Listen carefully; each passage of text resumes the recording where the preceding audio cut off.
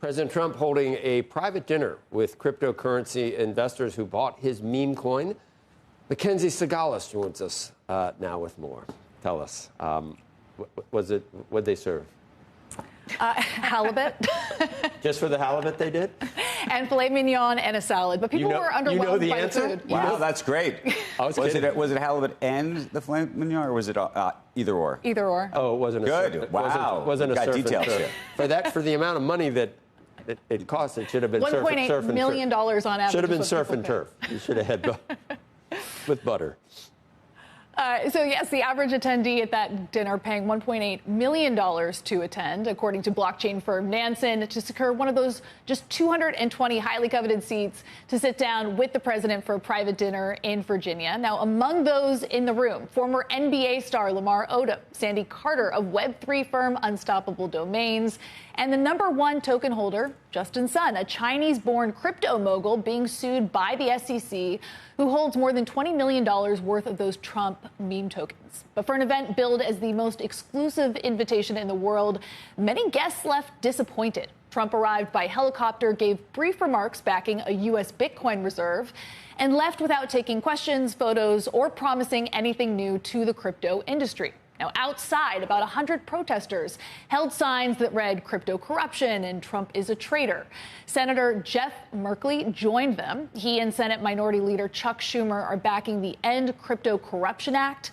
Senate Democrats are now also pushing an amendment to the Genius Act that would ban presidents and senior officials from directly or indirectly profiting from stablecoin ventures while in office. Now, since January, the Trump coin has generated over $324 million in trading fees, much of it flowing to two Trump-affiliated companies that control 80% of the supply.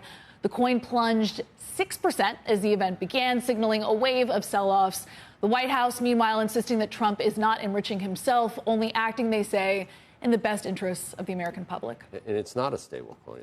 It's a meme coin. It's not backed by anything. There's no intrinsic value whatsoever. Exactly. But the Trump family is also behind World Liberty Financial, that crypto bank that we talked about, and they are issuing a U.S. dollar peg stablecoin. Exactly. It's not. I'm using the word suboptimal a lot, so this is not ideal. But then again, it kind of rhymes with influence peddling. And you know, Hunter's art, he hasn't sold a single painting since his father left office. He sold 27 before. That was a clear example. You buy this art, you're going to get access.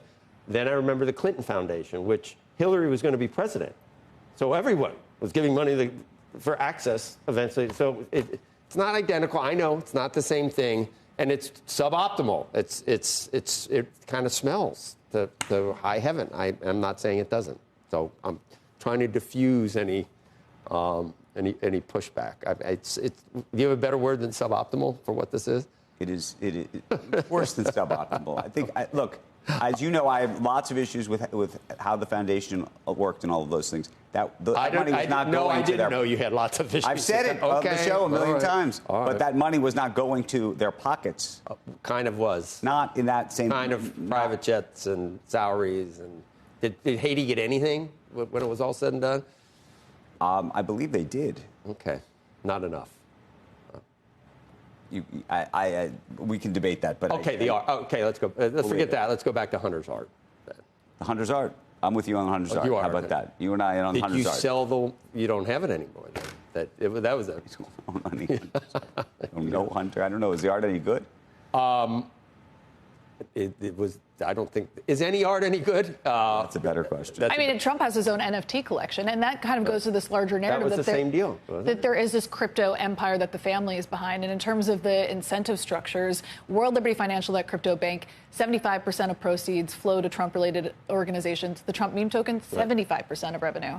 Is there any existing laws that are being violated? We talk about it with the jet and respect to the emoluments clause. Does that bar what's happening with this meme coin? Well, a lot of Democratic lawmakers would argue that it is, and so you've got Warren, Schumer, all looking to open up investigations. But they want a new law. They want a new law to make it more specific that this And that's what the biggest concern is, this Genius Act, which actually passed a key Senate hurdle earlier this week to block a filibuster, would ostensibly open up what's called the stablecoin market. It's $250 billion market cap right now, but David Sachs said on our air that it could, drive demand of trillions of dollars in U.S. Treasuries practically overnight.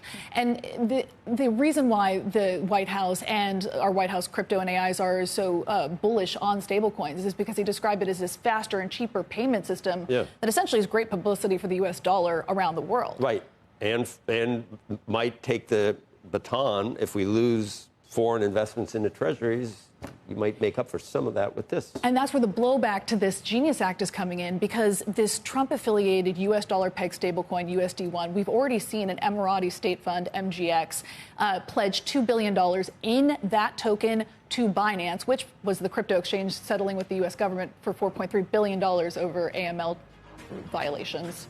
Do you do anything other than just read about this stuff? I live and breathe this stuff. Good job. I noticed this a couple of times when you come on. Yeah, you know you're expert with it. You really do. Thank you. Well, thank you, MacKenzie.